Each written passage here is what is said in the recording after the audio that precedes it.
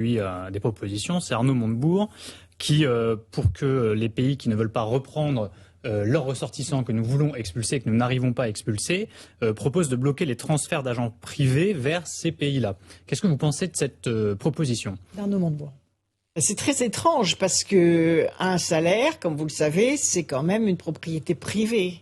Donc je ne vois pas comment on peut mutualiser et faire en sorte et s'approprier le salaire et les rémunérations des étrangers qui travaillent sur notre territoire et les empêcher d'utiliser ce salaire comme ils le souhaitent. Donc, c'est juridiquement même impensable. L'État français ne peut pas faire main basse sur les salaires des salariés qui sont en France.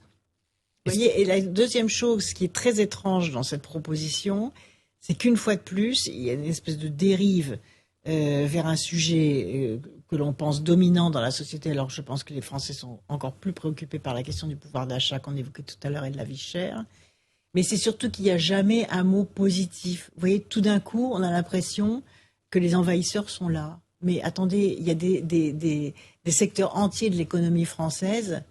Si tous les étrangers s'arrêtaient de travailler dans le bâtiment, dans la restauration, dans le ramassage des ordures, vous voyez, pendant une journée, tous les étrangers s'arrêtent de travailler. Là, il y aurait peut-être un peu plus de respect par rapport à la façon dont on parle d'eux. Alors maintenant, les étrangers en situation irrégulière n'ont pas à rester sur le territoire, ça c'est sûr.